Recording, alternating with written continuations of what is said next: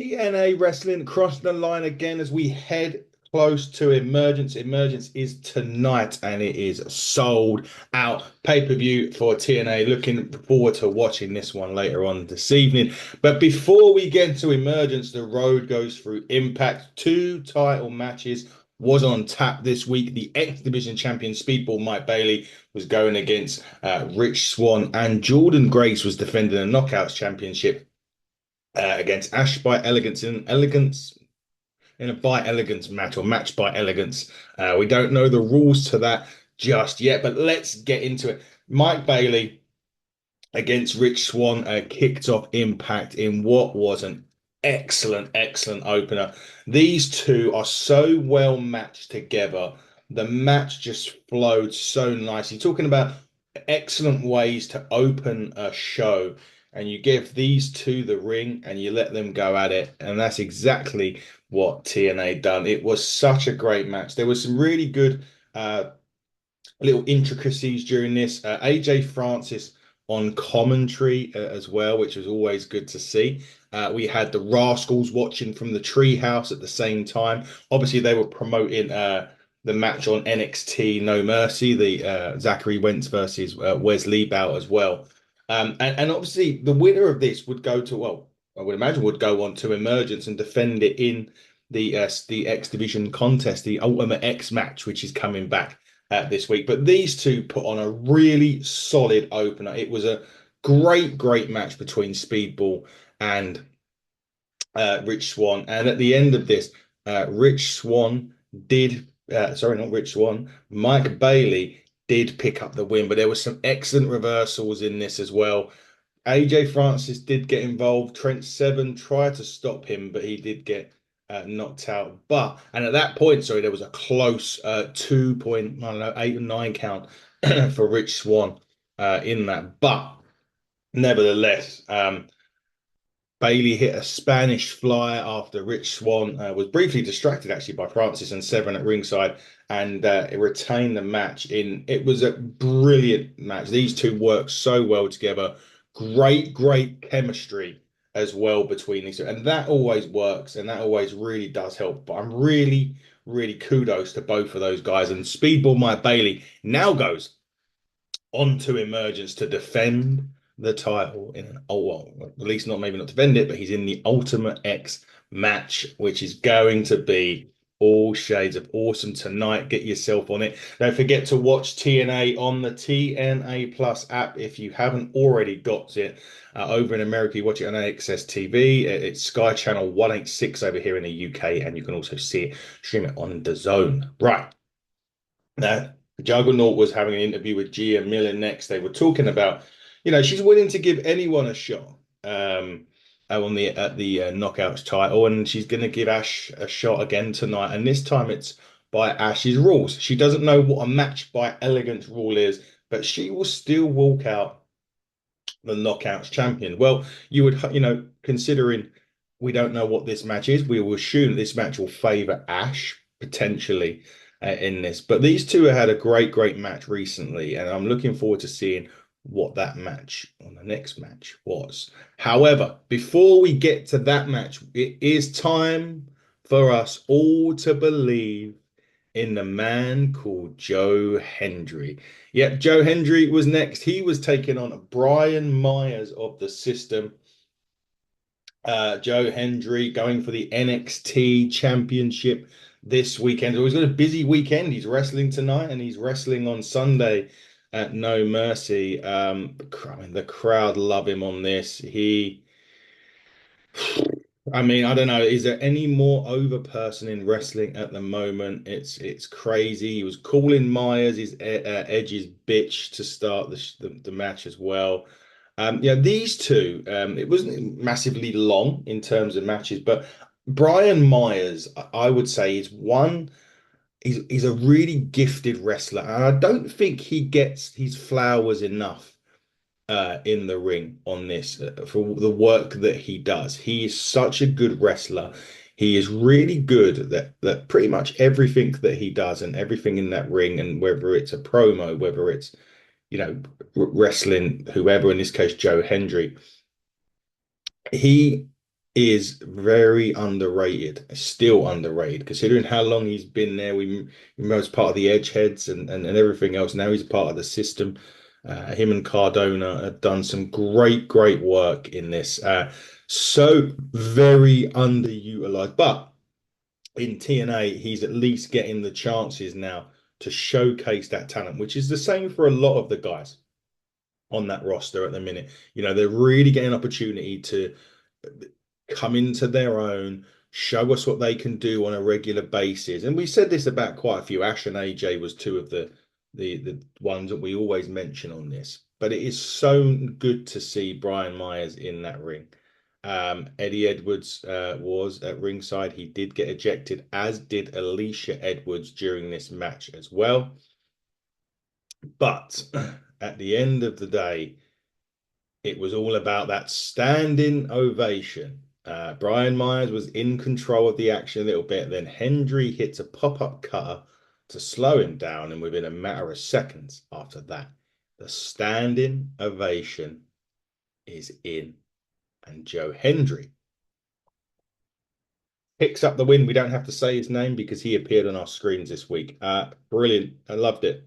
Really good. You know, Joe Hendry booked strong going into Emergence, also going into NXT as well. It's great to see. Will he walk out NXT champion this weekend? We will have to wait and see. The system are on a little bit of a lull at the minute, but you know, they can pick things up pretty much. Or they can pick things up at any point.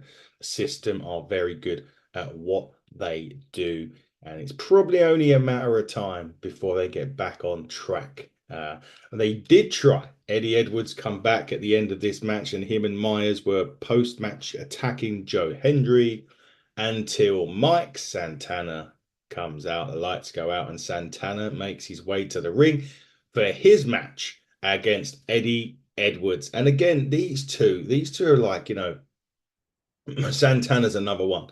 When you think about how much they've, when you think about, you know, Santana in AEW and what he's done since coming back to TNA, it's been like a really steady progress for him.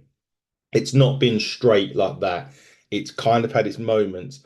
And this is now with Santana an opportunity for him to start to ascend to the title picture in TNA. And the fact that, again, he's been on week in, week out. We're seeing him, whether that's been in backstage interviews or matches, we're seeing him in regularly on TV. We're getting the story behind Santana. We know about the soberness and everything else. So we've understood where he's been and where he's got through. And now we're getting to that point where it's time for him to deliver in the ring. And he certainly starts delivering in this one. The referee cleared everyone out except Santana and Edwards, and the match was underway. And Santana really he took the early offense into this match. Yeah, with this, it is interesting, you know, with this because obviously the system are there. Alicia Edwards, who hadn't been banned from the ringside in this match, she at a point where Eddie Edwards was sent crashing to the floor, she come out and did distract Santana for briefly. I mean, Eddie Edwards did hide behind her as well. And it's quite interesting on this because Santana and Edwards they have a quite interesting dynamic, I think, with these two. And I would like to see it in a bit more of a match without the interference of Alicia Edwards. It was clear that it was going to happen, but with it, I just felt there was maybe a little too much in this particular match because these two guys, they're kind of they're very much a veterans of the sport. They know what, it's not as if they don't know what they're doing. They know exactly what they're doing in the ring. And as we come back funny from the break, Alicia again was getting involved at ringside. She was grabbing his hair, Santana's hair, and bits and pieces. And I just kind of felt that at this point, it was, as I said, it was just becoming a little too frequent from my liking. Santana did actually fight back and hit spin the block, and I thought, oh, this is over now, and it actually ended up didn't. There was a frog splash as well from Santana for a really close 2 count. Um, and again, it was just the match was flowing really well at this point. I really enjoyed it as it was as we got into like the final stretch of it, really started to enjoy it at this. And there was a nice little cluster at the end where Eddie looks at the Boston knee party with actually Santana was gay, give it to me, and then Santana avoids it and he hits the spin the block for the victory. And yet again, another great match on TNA. It's really interesting in terms of match quality because in some shows the match quality starts to dip or you have a dip or a low in proceedings. Last few weeks on TNA we haven't had that. It's been great. The match, I think the Ultimate X qualifiers bringing in guys from NXT, Charlie Dempsey and everyone like Charlie Dempsey and John Gresham last week when I mentioned that look, it wasn't everybody's cup of tea if you're not into the technical side of it, but you have to understand technical wrestling is an art. But the matches itself on TNA have been consistently good over the last month or so, maybe even longer than that. And to have a match like that, like I said, a little bit too much interference, but when we got into that stretch of the end, it really, really good. And to see more of that and more of Eddie versus Santana would actually be really, I would like it as a one-on-one with no interference, just to let them flow without having to stoppage of Alicia Edwards getting involved. But that is the system. And that is the bottom line. Matt Cardona was next. He was checking in with a medical update and he is not cleared after training too hard in the gym. And he says because of this, he will not be cleared in time for Emergence. Surprise, surprise. Santana did come out and ask what he was trying to pull. And he did say that he has found a mystery monster to face PCO at Emergence. He said it's going to be amazing. He said that he's 80% and he'll be ready in a few weeks.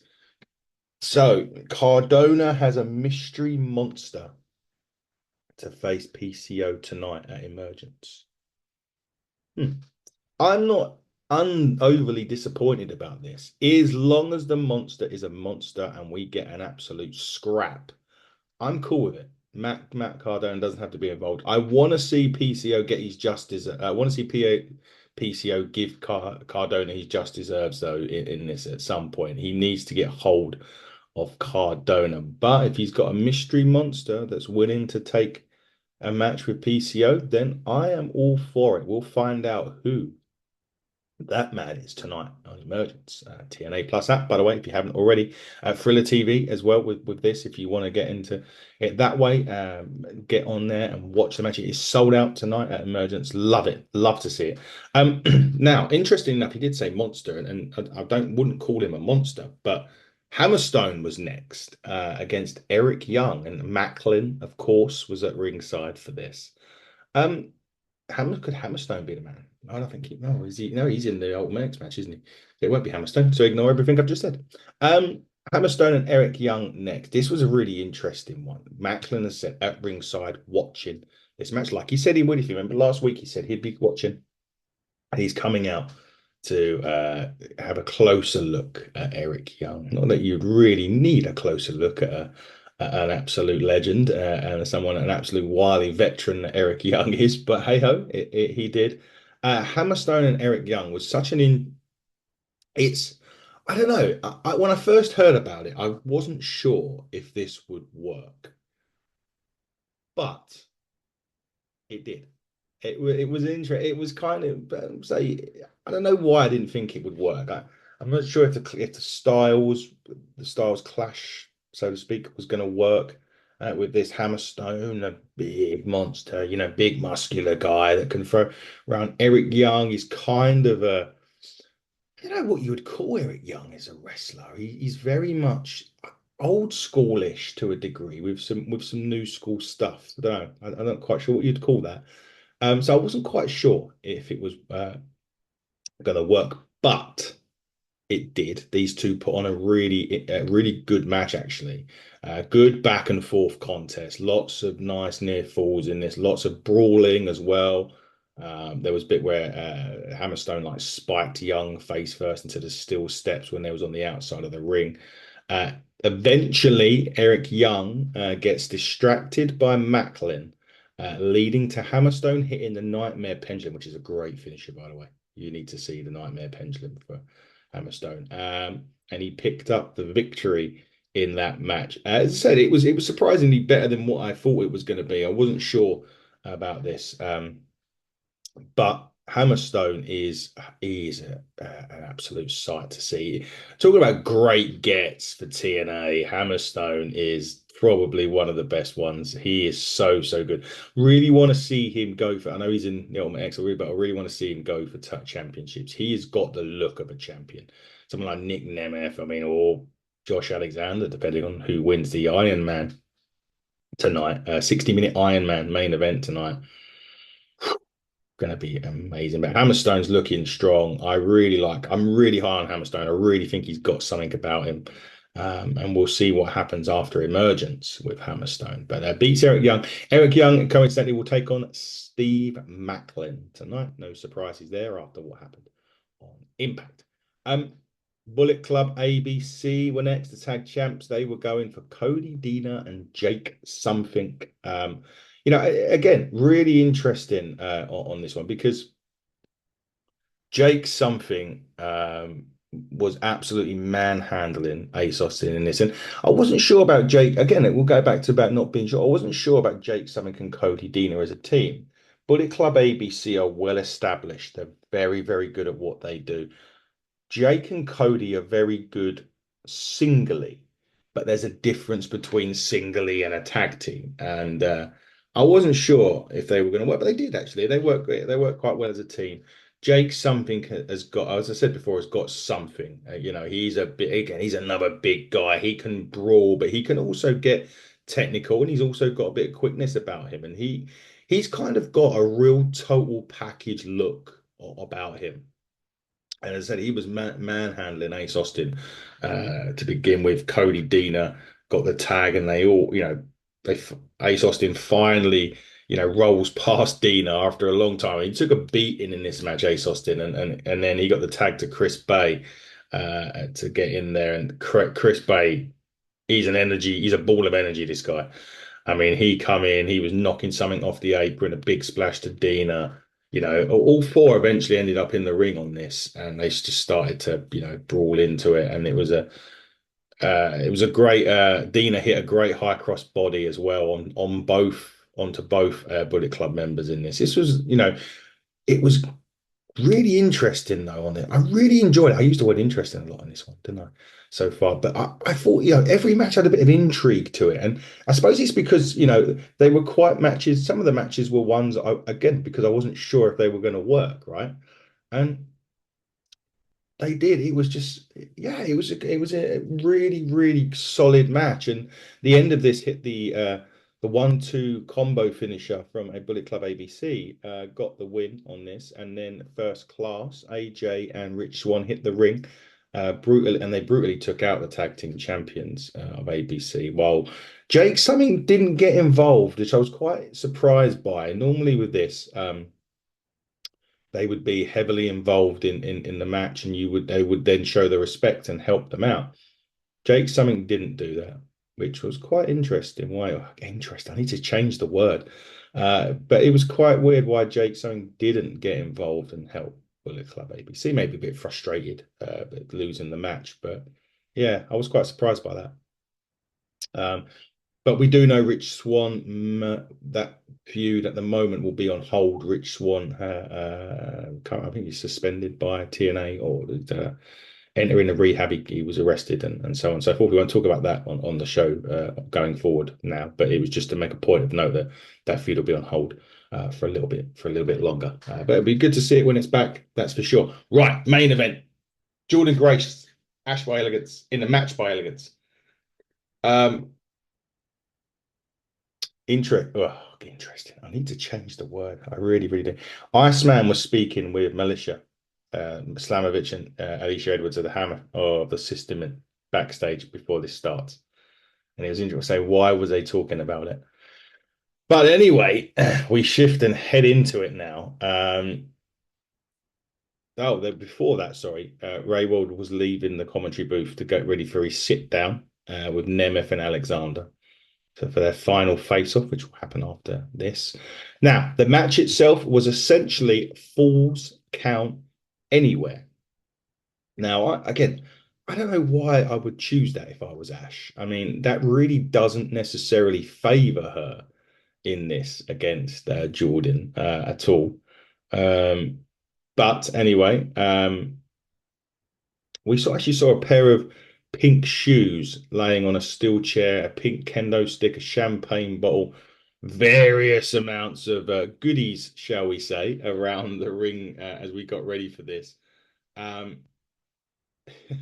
they done a tale of the tape as Ash come out, and it's I don't know about this. He said the match will have no disqualification, obviously no count out, false count anywhere. I'm still questioning why uh, Ash would do this, but anyway, uh, obviously Iceman cut off the ring announcer so they can do their his introduction for Ash. But while Grace is being introduced, Ash attacks her with the chair, and she started actually dominating the early goings of this match before the powerful Jordynne Grace slams her onto the pink trash can. Um, it was, and the only thing I would say on this, Iceman was a guest commentator for it, and he was a little bit annoying.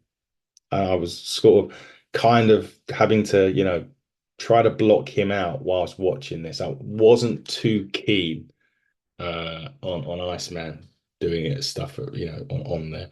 But anyway, Jordynne Grace was setting up a table. Iceman helps Ash spray something in her eyes at this point. They put a tablecloth on the table. I mean, yeah, let's just do that, right? I mean, that's gonna hurt. She did go to the top rope, Ash, and at this point, they lay Ash on the table. Sorry, this and Ash goes up to the top, but Jordynne Grace did recovers. She looked for a superplex, but the Iceman passes the bedazzled brass knucks to Ash, who decks Grace with them. She leaps off the top rope, but Grace cashes her. I mean, for Christ's sake, on the way down and hits the world's strongest slam, followed by a Vader bomb, which got her close to. Fans want tables. They want the tables. Jordynne Grace grabbed a mixed drink bottle of some kind and dumps diamonds all over the ring instead of thumbtacks, of course. I mean, it's Ash by Elegance, right? It's the match by Elegance. They don't do thumbtacks. They do diamonds. But at this point, Ash drop toe holds Jordynne in face first into a steel chair. She breaks the champagne over her head, but only gets a two. Lets out a huge scream as Ash does at this point. Ash was then choking Jordynne with a rose. And then Iceman comes in with the heels as a weapon. But before he can use them, out comes Rosemary with a spear. Crowd loved that. Rosemary was on NXT this week, got great reaction as well. She runs off Iceman at this point. Ash was kicking out, and then Masha Slamovich, Alicia Edwards comes out and hits the ring, but Jordynne Grace does take them out. But they do end up hitting a package power driver eventually and gaining control on Grace. Ash covers it, but it's two. All three were beating Jordynne Grace up. So this is kind of where you're thinking, right, okay, why did you choose that match? This is why. Were beating them up. But Jordynne Grace had a little bit of backup, and that backup was from Spitfire. Danny Luna, Jody Fret, they evened things up. They took out the tag team champions. So leaving Jordynne Grace alone with Ash, and that is the bad one because that is when this match doesn't favor Ash by Elegance. She hits the pink steel chair and she takes off the top rope, hits the muscle buster through the table after leaping off the apron, and she covers her and retains the title. What a great match. It was crazy. It was an absolutely crazy match. I really, really enjoyed it. I did question why the match was that type of match, but it kind of worked, right? It did work. Now Nick Nemeth and Josh Alexander had their one-on-one, so to speak, with Matt Ray. Well, there was a lot here. A lot of it was questioning whether Nick could handle being a world champion. because obviously he had the issue in the past where he couldn't, you know, well, people would say he couldn't handle being WWE champion. He had one with a concussion and one that would only last a day or whatever it was, or a couple of hours or whatever that title reign was. And it ended up with this: Alexander loses his cool, turns to the chair, turns the chair around backwards and sits back down. He was raising his voice during this.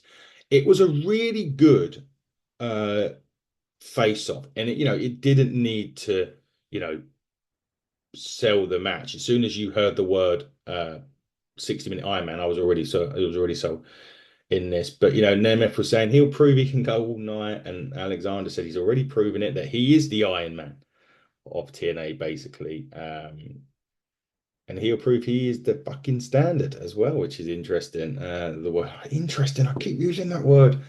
Uh, he was saying that the TNA title will stay with him for fucking ever, and he'll fight to the death for it.